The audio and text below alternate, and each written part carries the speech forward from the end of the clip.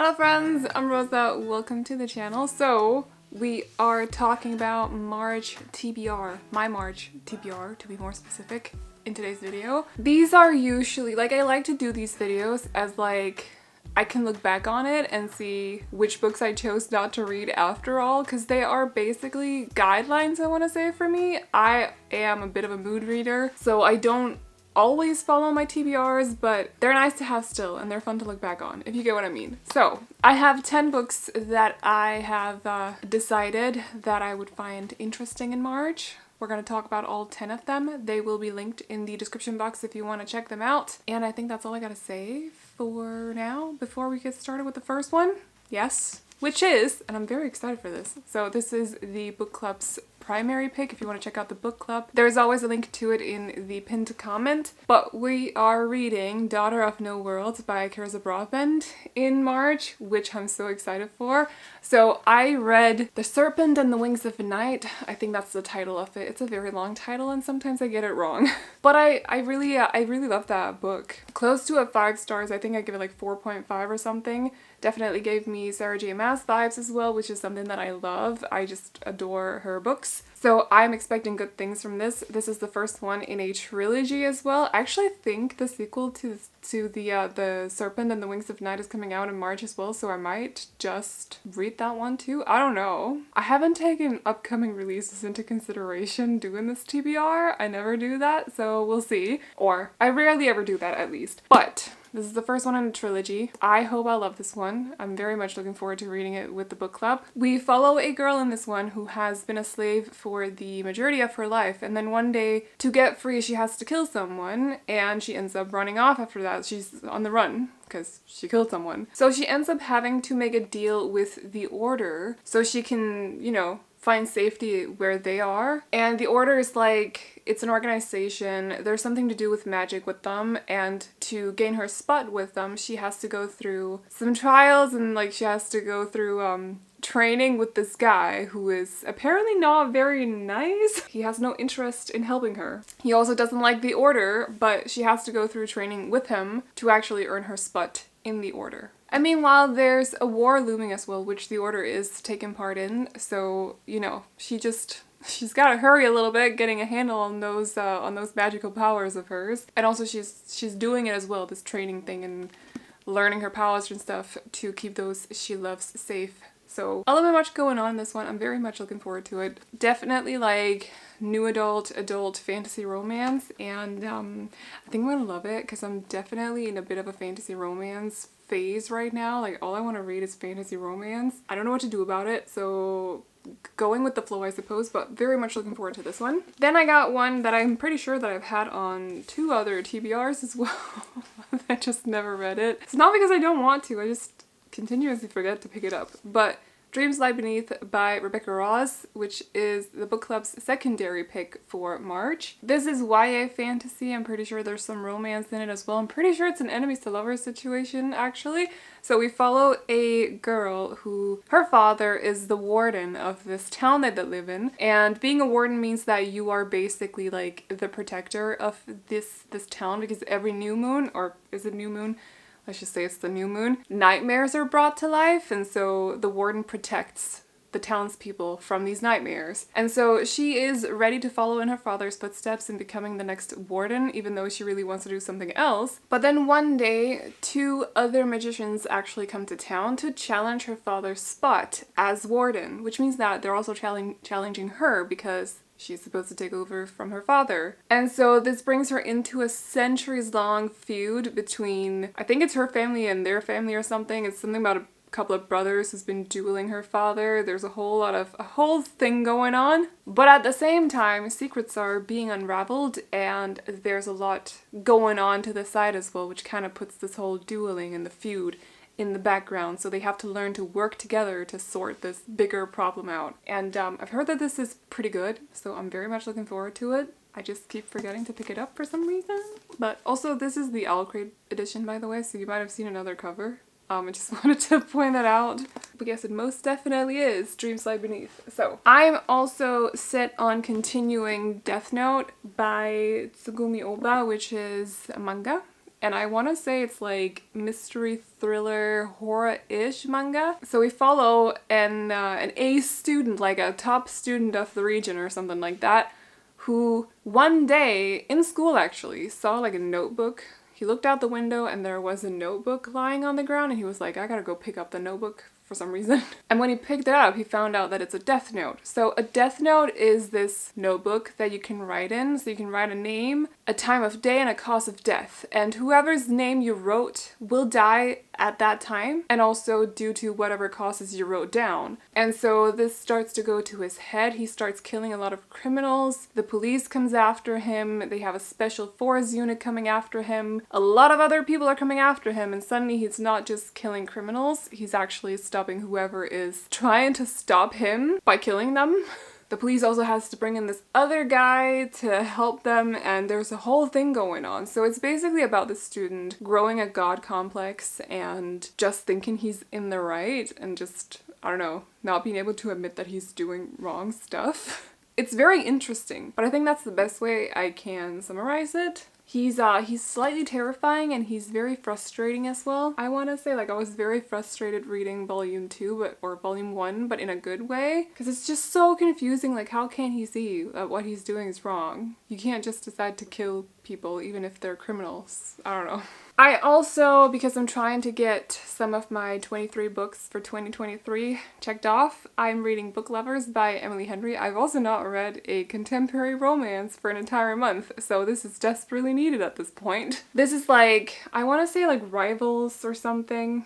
I always feel like synopses for contemporary romances are not that important. It's more like about the tropes, if you get what I mean. But it says, Nora is a cutthroat literary agent at the top of her game. Her whole life is books. Almost same. Charlie, well, I'm not a literary agent, but my whole life is almost also books. Charlie is an editor with a gift for creating bestsellers, and he's Nora's work nemesis. And so they end up at this like summer vacation or something at this, like they end up at the same spot, and they're just basically like running into each other all the time. And yeah. So work nemesis, but on vacation, unwillingly with each other. And in a small town as well. Ugh, small town romance, so good. So I'm very much looking forward to this. I did read Beach Read by Emily Henry, and I enjoyed it so much. So I'm having high hopes for this. I think it'll live up to it, but we will see. I am also reading, and this one I've never managed to properly summarize, so honestly I'm not really gonna try. But I'm reading Circe by Madeline Miller, which is an adult fantasy, and it's basically a retelling of Circe's story. So Circe is the first witch in Greek mythology. She is the daughter of the Titans, but the gods don't really see her as one of them. However, she's not really one of the humans either, because she is the daughter of Titan. So she's just, it's about her finding her spot, her place in the world, and seeing where she actually belongs. And also learning about her powers, or learning how to do witchy things, I suppose, because she is a witch. So that is cool. I'm very much looking forward to this as well. I did read The Song of Achilles, which broke me, and I've still not recovered. So slightly nervous about this one, but looking forward to it nonetheless. Is it gonna like shine in the camera the whole time? Because that might actually be a problem. Yeah, sorry Circe. It's the cover is shiny, it ruins like the lighting and stuff. It's a whole thing, so. This is another one of my 23 for 2023 books. It's Shatter Me by Tahereh Mafi, and I don't think I can summarize this, to be honest. All I know about this is that we follow Juliet, who has the power to like kill by touching people. So she is, as far as I know, locked up somewhere. And there's a guy whose name is Warner, who I don't know if he's another prisoner or if he's like the jailer. I want to say jailer, but that's probably not the right term. The one who's keeping her imprisoned. Like, I don't know if he's that. I don't want to know. Don't tell me. I want to figure it out for myself when I read it. And I know I'm behind on this one, which is why I am trying to catch up with everyone else at this point. I'll let you guys know. This is a YA fantasy, I think, and I'll let you guys know what I think of it once I've read it. So why is there a bird in her eye. I only just noticed. I don't know, these eyes are kind of freaky. So moving on. Oh, and this one I'm so excited for because I loved the first one and I've only heard that the sequel gets better, so I have high hopes, high expectations, which is very dangerous. It's another one of my 23 for 2023. We Free the Stars by Hafsa Faisal, which is the sequel to We Hunt the Flame. I loved it so much and I've heard people saying that We Hunt the Flame is actually very slow and it gets really good in the sequel, but I very much enjoyed We Hunt the Flame. There was some tension, if you will, which I really enjoyed, so I'm looking forward to this. All I'm saying is that one specific character better be okay when I start this book, or I'm gonna throw a fit. Okay? Please tell me that everything will be alright. But anyway. In the first one, we follow, forgot their names. I remember, yes, Safira and Nazir. So Safira is the huntress. She hunts for food for her village, which is very much struggling because it's up against the border to like this thing called the Arts, which is like a storm, a sandstorm, but it's a magical sandstorm, so it's very dangerous going into it. Her father, I believe, actually died going into it, which Safira is clearly carrying around some grief and also some guilt because of that, even though it was not her fault. But that's, she's incredibly good at hunting for some reason. She's just very skilled at it. And then we follow Nasir, who is a bit of a mercenary. He's the prince, but he's called the Prince of Death because his father, the Sultan, sends him out to kill various people, even though Nasir himself is not necessarily okay doing that. And so when Safira is sent into the Arts to retrieve this item, this magical item in the center of it, Nasir is sent after her to kill her. And obviously the two of them cross paths at some point, and that's all I'm gonna say. But there's a bit of a romance in this one, even though it's a very slow burn in the first one. So I loved it. Slow burn, when it's done right, is just right for some reason. So I'm very much looking forward to this. We'll see how it goes. She's a little chunky as well, so I don't know, I'm kind of nervous, but I thought the writing in the first one was so, oh, okay. I thought the writing in the first one was so good as well. Very beautiful, very flowy, so kind of high hopes, but hopefully everything will be okay. And then lastly, and this is another one of my 23 for 2023. This one I can't summarize because I just simply have not ever read the synopsis for this, and I don't feel like I need to.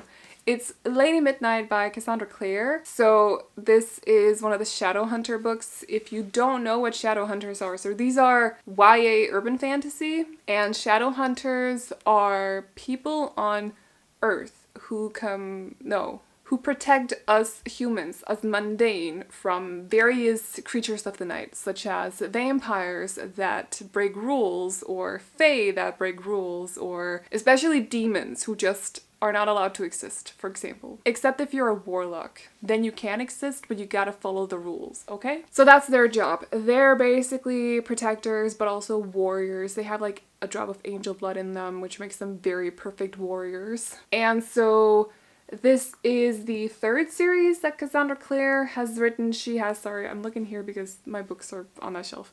So she did The Mortal Instruments, which was the first series. It takes place in New York in like 2007, I want to say. There's also The Infernal Devices, which takes place in like, oh gosh, 1870? Is that when it takes place? I can't remember. 1870 London or something? A while ago. You know, just a while ago. And I believe this takes place in Los Angeles in 2012. Yes. So we have moved on from The Mortal Instruments. It's a bit later in the timeline. I think some of the characters that are mentioned in this are definitely related to some of the characters in the other books that I've read. So I'm kind of reading them in the order that she published them in instead of the chronological order. I just prefer to do that with these books. That's a thing. So I'm very much looking forward to reading this, but I don't know what's going on in them. I know that we follow Emma, and there might be a little bit of a forbidden romance because you're not supposed to fall in love with your parabatai, which is like your warrior partner, but it's a little bit more than that. And I'm pretty sure she's fallen for hers, whose name is Julian. And there's something about a sword, and that's it. There'll probably be tears because that's usually how it goes with these books. So this has like very yellow pages as well because it's bought used, but it's very clearly not been read ever. Oh, and it has a signature, which a stamp signature, I think. I don't know how that happened, but it did, and I'm not complaining, but I don't know if that's like a an average thing or if it's just a first edition thing. I don't know. I love buying used books though. And that was 8 physical books, and I have 2 that I'm reading on Kindle. So I am reading Untainted by Lillian T. James, which is an adult fantasy romance with fae. Like I mentioned, I'm in my fantasy romance era. It's just a thing. We gotta deal with it. Okay. So in this one, we follow I believe that she might be fae. It's not really stated in the synopsis that I have access to, but I believe she might be fae. However, she has powers. She's very good with weapons, and she's been hiding amongst the humans for a while. She's very good at hiding amongst the humans. But then one day, this guy, clearly maybe another fae, turns up and he's like, listen, I need you to come with me because my people need your powers to stay safe. So please come with me. I'm not leaving unless you leave with me. And she's kind of in like a weird spot then because she's safe where she is. But at the same time, she also wants some answers and to get to know her powers a little bit better. And so she decides to leave with him so she can learn about these ancient powers that she holds.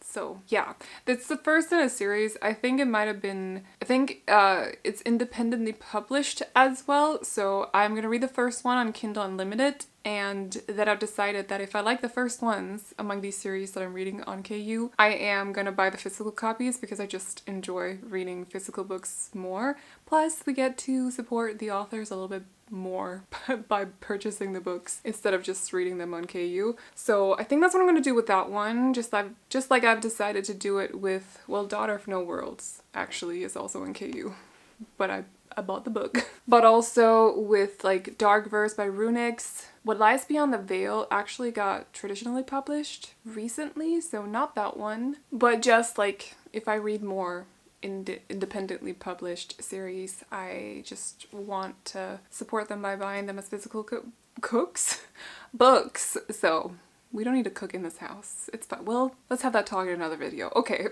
And then the last one, another, I believe it's independently published. It's called Court of Blood and Bindings. Wait, I'm gonna need to get the actual title. Sometimes I should not just talk from memory. Oh, it's called Court of Blood and Bindings. I'm so proud of myself. This is why I'm reading on my phone for these books, so I can actually have the title and the author correctly. But this is another adult fantasy romance, also with fae. KU really loves their fae, like that's a whole thing. And it's by Lisette Marshall. I've heard many good things about this book. Don't really know what it's about, to be honest. I've just heard like that they're really good. This series, it's called Fae Isles. So without being super annoying, or I'm probably gonna end up being super annoying, but I'm not gonna summarize it for you. I just know that there's tension, a bit of an enemies to lovers as far as I can remember. The lead guy is slightly villainous, possibly morally gray. KU loves that thing as well. I'm right there with you. I'm not judging whatsoever. So that's what that's gonna be. And I'm also hoping to actually vlog a lot throughout March, so I'll be talking about the books that I read in those vlogs. And yeah, that's what I got. That's my TBR. So you can find all of the books linked in the description box if you want to check them out. If you have questions about them, like I'm not super good at summarizing books I've not read. I'm not even good at summarizing books that I have read. So I don't blame you if you don't understand what I'm saying. But if you want to check them out, feel free to in the description box. But that's all I got for you guys today. So I hope you enjoyed this video. If you did, feel free to hit the thumbs up. And if you want to see more videos like this from me, but also videos like wrap-up videos and reading vlogs, book hauls, bookish unboxings, and all the other booktube stuff, definitely consider sticking around by clicking on the subscribe button. However, that is all I got for you guys today. So I hope you enjoyed it, and I will see you all in the next one. Bye-bye. Oh, you know you're beautiful.